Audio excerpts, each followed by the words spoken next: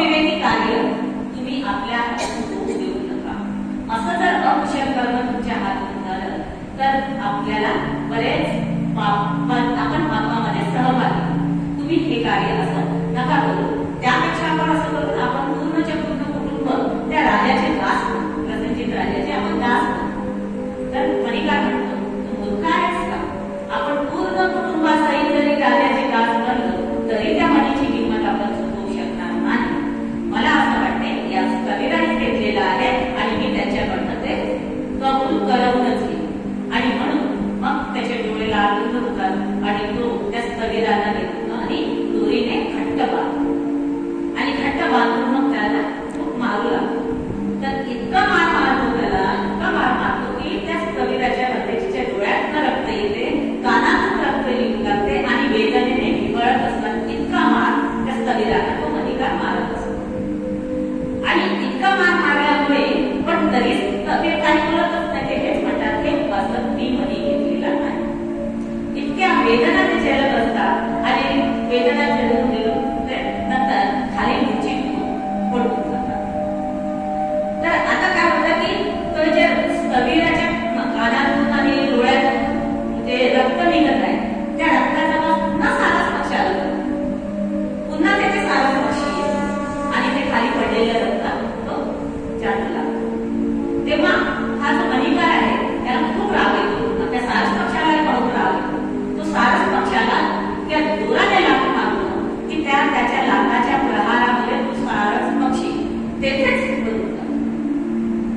आणि मग आता तो सारस पक्षी पण तेथे मेलेला असतो. थोड्या वेळाने ते जे कबीर आहेत त्यांना होश येते, त्यांना जाग येते आणि ते जागीत असे थोडे थोडे किलकिले करून पाहतात की सारस पक्षी मेलेला आहे, नाही सारस पक्षी पडलेला आहे. ते मनिकाराला विचारतात की वासन तो सारस पक्षी मेला काय? तर मनिकार म्हणतो त्याला खूप राग हो म्हणे, मेला म्हणे, मी त्याला मारलं म्हणे आणि तसंच म्हणे तुला पण मारेल, जसं त्याचा मृत्यू झाला म्हणे तसंच तुला पण मारेल म्हणे. खूप राग. तर कबीर त्याला म्हणतात की थांब, असं आधी तू माझे बंधन ते करून घे. तो जो सारस पक्षी आहे ना तो मरण पावला आहे ना त्यानेच तो मणी घेतलेला आहे. तर सारस नंतर मनिकार त्या सारस पक्षाला घेतो आणि त्याची पोच काढतो. तर तिथून तो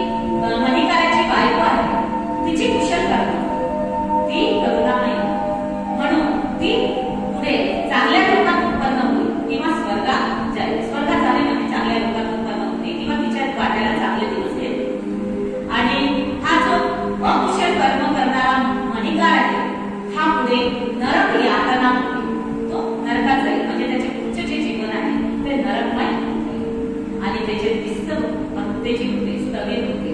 हे अनाश्रम असल्यामुळे ते परिनिर्वाण